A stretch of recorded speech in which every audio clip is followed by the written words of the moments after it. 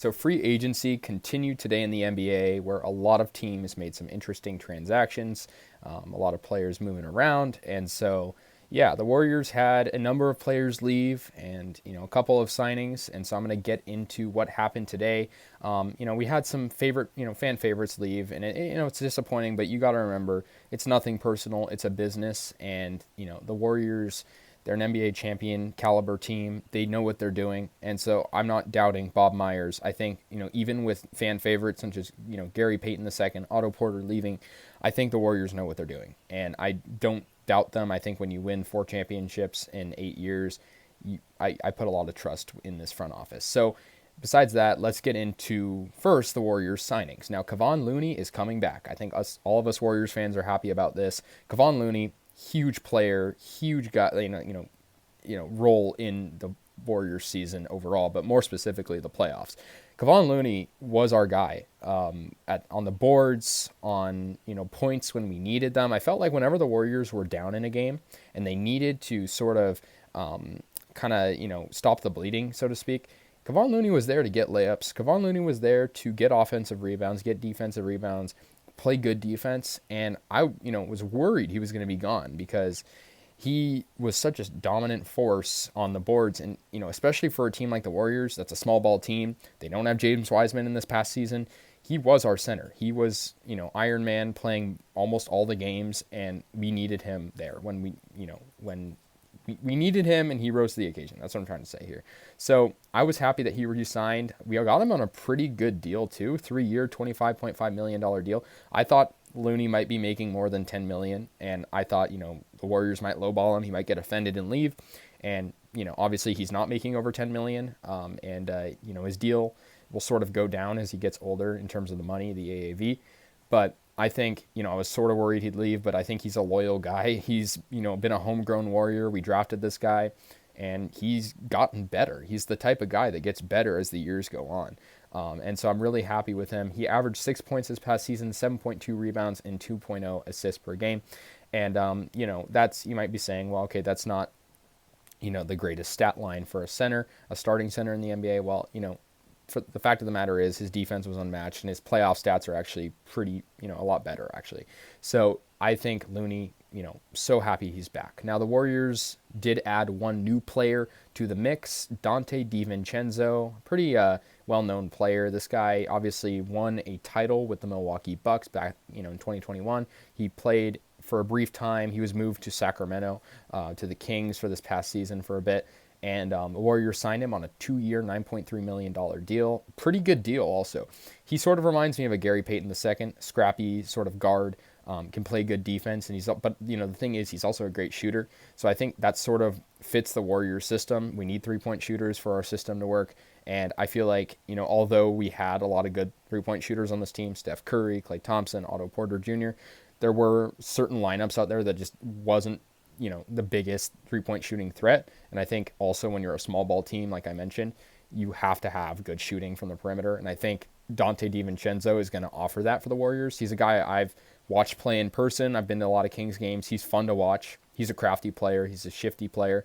And he was sent to Sacramento in February of 2022 in a 4-team trade. So, he wasn't really with them for a while, but I think watching him, it's been fun. And he was pretty good with Milwaukee as well. In this past season, he averaged 9 points per game, basically his career average. He only played 42 games, and he was injured a little bit, so that could be a problem. But I think with the Warriors, they got besides a couple of injuries this past year, they've gotten pretty lucky with that, and I think that's because they have good spacing and they have a good system under Steve Kerr, just the way he plays the game. And so I think with the absence of some of the players that we lost in this free agency so far, this guy fills a pretty big gap. So I'm happy to have DiVincenzo. Welcome to the Warriors. Now, obviously, a couple more transactions, a couple more losses. So Damian Lee, of course, Stephen Curry's brother-in-law, he will join the Phoenix Suns on a 1-year deal. This was one of those signings I wasn't super disappointed about. I got to be honest, no disrespect to Damian Lee, but I think a lot of Warriors fans sort of saw this coming. I saw this coming even before the season ended. Damian Lee, he had his moments for the Warriors, but at the same time, he was a guy that really wasn't getting many minutes. He's getting up there. I wouldn't say he's like getting to veteran age yet, but he's getting up there, and he wasn't really averaging many minutes. I think, his minutes sort of declined over time. In this season before this past one, I feel like his role was a lot bigger with the Warriors. And then sort of when the Warriors got a lot more competitive, adding more guys to their lineup, he sort of declined in minutes. I feel like he also had some games that straight up weren't good. And a lot of Warriors fans observed that. And he's going to Phoenix, a team that, needs depth. And so, I don't doubt that he'll thrive there. I think he will probably do good, but at the same time, I know how Damian Lee is. He's just not that good of a player sometimes. So, we'll see how he does. But I still commend Damian Lee for his moments. He had a lot of good times with the Warriors. The Suns really hadn't had many free agency moves yet. So I think that was something they kind of needed to do, just fill a roster spot there. I don't really care about this one as much as I do some of the others. I'll be quite frank, but I think, that's just sort of a thing that happens with the Warriors. They can't keep all these guys. Now, the Warriors also lost sort of a fan favorite this past year, Otto Porter Jr. He will be going to the Toronto Raptors, a team that's sort of trying to get back to their championship form of a couple of years ago. Otto Porter Jr., I respect the guy so much. He was a guy that, really his whole career dealt with devastating injuries that kept him sidelined for many games and many moments. He comes to the Warriors and almost immediately thrives under the system. He can shoot the three ball well. He even started some games when the Warriors had injuries. And I think really Otto Porter sort of just took his career to the next level. But I think the problem with Otto Porter, despite starting numerous games, he just wasn't getting the minutes that he wanted. And I think he probably will get those minutes, a lot more of them in Toronto. And I think he's also going to get more money than the Warriors would have given him. So he's going to join the Raptors. The Raptors, it's a 2-year deal.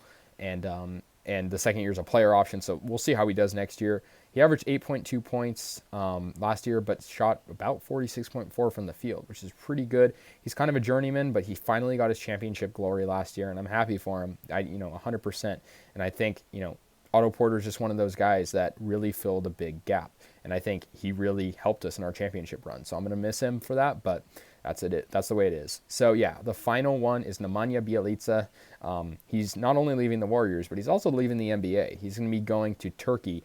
He's going to be playing in the Euro League, a team that, I've never heard of, but apparently is a big powerhouse in the Euro League in Turkey. I don't know how to pronounce the name, but that's all I know really. It's sort of mysterious. I mean, I think the thing with Nemanja Bjelica is he kind of realized he'd accomplished what he needed to accomplish in the NBA. He's been in the NBA for a long time, and why not win a championship elsewhere when you're probably going to get a lot more minutes? I mean, he was competing with Looney at the center spot.